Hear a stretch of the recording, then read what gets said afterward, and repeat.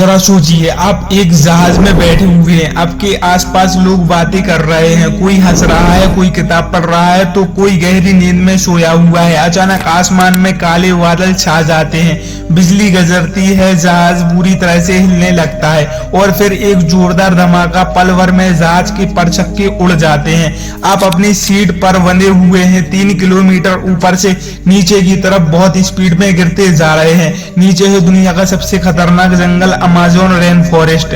चारों तरफ घना अंधेरा और जहरीले सांप, घातक कीड़े और मौत का साया मंडरा रहा है। क्या आप जिंदा बच पाएंगे? शायद नहीं, लेकिन एक लड़की ने यह कर दिखाया। सिर्फ 17 साल की जूलियन कॉपकी ने 11 दिन तक इस खतरनाक जंगल में अकेले जिंदा रहकर पूरी दुनिया को हैरान कर दिया। हाँ दोस्तों, वीडियो आगे बढ़ने से पहले चैनल को सब्सक्राइब और वीडियो को लाइक कर दें। ये कहानी है मौत को मात देने की, इंसानी हिम्मत और जज्बे की। जूलियन का जन्म 10 अक्टूबर 1954 को लीमा, पेरू में हुआ था। उसके माता पिता जर्मनी से थे। पिता हेंस विलियम कॉपके और माता मरिया कॉपके दोनों ही मशहूर वैज्ञानिक और शोधकर्ता थे। पिता एक जीव विज्ञानी मतलब जूलिस्ट और माता एक वनस्पति बोटोनिस्ट। उनका काम था अमेज़न जंगल की रहस्यमयी दुनिया को समझना। हाँ दोस्तों, जूलियन का बचपन जंगल और प्रकृति के बीच बीता। वो पेड़ों, फूलों, पक्षियों और जानवर से बेहद प्यार करती थी, क्योंकि उसके माता पिता अक्सर उसे रिसर्च कैंप पर लेकर जाते थे। शायद उसे भी नहीं पता था कि एक दिन यही जंगल उसकी जिंदगी को सबसे बड़ी परीक्षा लेने वाला है। उस दिन क्रिसमस की छुट्टियां थी। जूलियन और उसकी मां लीमा से पोको लीपा जा रही थी, अपने पिता से मिलने जा रही थी। वो लंचा फ्लाइट 508 में सवार हुई। प्लेन में कुल 92 लोग बैठे हुए थे। जूलियन और उसकी मां सीट नंबर 19F पर बैठी हुई थी। शुरुआत में सब कुछ नॉर्मल ही चल रहा था। लोग खुश थे, बातचीत कर रहे थे, कुछ तोहफे खुल रहे थे। लेकिन धीरे धीरे मौसम खराब होने लगा। फ्लाइट डगमगाने लगी। जैसे ही जहाज अमेज़न जंगल के ऊपर पहुंचा, काले बादल छा गए। बिजली की गरज और बादलों की गड़गड़ाहट और तेज हवाएं, सब कुछ डरावना होने लगा। प्लेन हिलने लगा। लोग घबरा गए थे, कुछ लोग चीखने लगे। जूलियन ने खिड़की से बाहर देखा, सिर्फ काले बादल और बिजली की चमक, और फिर एक भयानक धमाका हुआ। बिजली आकर सीधे प्लेन से टकराई। पल भर में जहाज टूट गया, सीटें अलग हो गई, सामान बिखर गया, यात्री चारों तरफ फेंके जा रहे थे।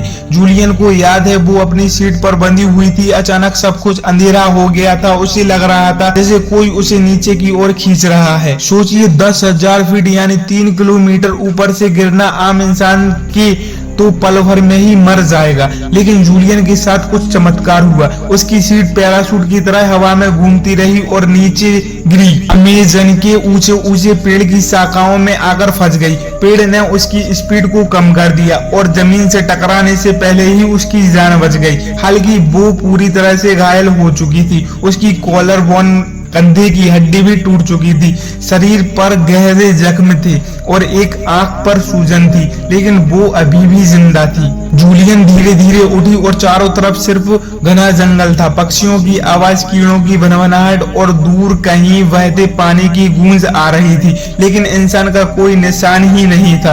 अपने माँ को पुकारा, माँ माँ कहाँ हो आप? लेकिन जवाब में सिर्फ जंगल की खामोशी मिली। मलबे में उसने कई शब्द देखे। वो टूट चुकी थी, लेकिन हार मानने का सवाल ही नहीं था। रात होने लगी थी। उसने पेड़ों के बीच लेटकर आसमान के तारों को देखा। पहली रात भय और दर्द से भरी हुई थी। जूलियन को अपने पिता की बात याद आई, अगर कभी जंगल में खो जाओ तो पानी का पीछा करना। छोटी धार नाले में बदलेगी और नाला नदी में और नदी इंसानी बस्ती तक ले जाएगी। यही सोचकर उसने ठान लिया, उसे पानी की आवाज का पीछा करना है। अमेज़न जंगल आसान जगह नहीं थी। यहाँ हर पेड़ के पीछे मौत छुपी हुई थी। जहरीले सांप, जहरीले मेंढक, जहरीले जानवर, सबसे खतरनाक मच्छर, कीड़े और जो बीमारियां फैलाते हैं। जूलियन के शरीर पर लगातार कीड़े बैठते रहे, उसके जख्मों में घुस गए। मच्छरों के झुंड उसे काट काट कर उसका खून चूस रहे थे। भूख और प्यास अलग से उसे परेशान कर रही थी, लेकिन उसकी सबसे बड़ी ताकत थी उसकी माँ की याद। वो हर पल उसकी आवाज सुनती थी, जूलियन तुम मजबूत हो, हार मत मानना। जूलियन मलबे के पास गई अपनी माँ को पुकारने के लिए, लेकिन माँ तो नहीं मिली। वहाँ पर कुछ कैंडीज मिल गई वहीं उसके लिए खाना था। उसने धीरे धीरे उन्हें खाया ताकि लंबे समय तक काम आ सके। पानी के लिए उसने छोटी धार का पीछा करना शुरू किया। धीरे धीरे उसे एक नाला मिला, वो उसी के साथ चलती गई। दिन में धूप इतनी तेज होती कि वो बेहाल हो जाती। रात को कड़ाके की ठंड इतनी खतरनाक कि डरावनी आवाज उसे सोने ही नहीं देती और मच्छर उन्हें भिनभिनाते हुए सोने ही नहीं देते।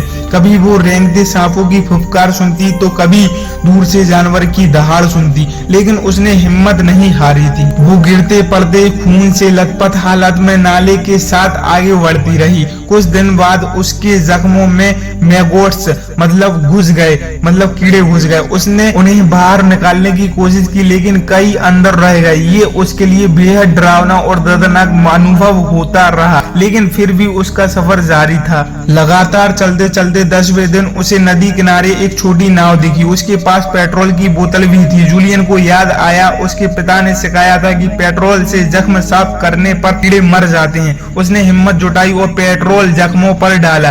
तेज जलन हुई, लेकिन उसके जख्म धीरे धीरे ठीक होने लगे। उसने सोचा शायद यहाँ इंसान भी रहते हैं। अगले दिन जूलियन ने नाव के पास एक झोपड़ी देखी। वो इतनी कमजोर हो चुकी थी कि ठीक से खड़ी भी नहीं हो पा रही थी। लेकिन उसी वक्त जंगल के कुछ लोग वहां आए। स्थानीय लकड़हारे उन्होंने जूलियन को देखा और तुरंत उसकी मदद की। उन्होंने उसे खाना पानी दिया, गांव तक पहुंचाया, फिर वहां से उसे अस्पताल भेजा गया। जूलियन दुनिया के सामने चमत्कार की तरह उभरी। 92 यात्रियों में से वो अकेली जीवित बची। उसने कहानी में पूरी दुनिया को हिलाकर रख दिया। लोगों ने कहा ये इंसानी हिम्मत और किस्मत की सबसे बड़ी मिसाल है। जूलियन ने आगे चलकर अपने पिता की तरह विज्ञान की पढ़ाई की। वो जूलॉजिस्ट बनी। बाद में उसने पूरी कहानी किताबों और डॉक्यूमेंट्री में झांसा की। उसने बताया, मुझे लगता था कि मैं मर जाऊंगी, लेकिन मैंने सीखा जब तक सांस है उम्मीद है, और उम्मीद ही इंसान को जिंदा रखती है। ये कहानी सिर्फ जूलियन कैपकॉक की नहीं, ये कहानी इंसानी जज्बे की, हिम्मत की और जिंदा दिली की है। जिंदगी जब तक सबसे मुश्किल मोड़ पर ले आए तो याद रखिए, हार मत मानिए, क्योंकि कभी कभी चमत्कार होते हैं। और ऐसी ही वीडियो के लिए लाइक शेयर सब्सक्राइब करना बिल्कुल भी ना भूलें और कमेंट में बताएं कैसी लगी वीडियो।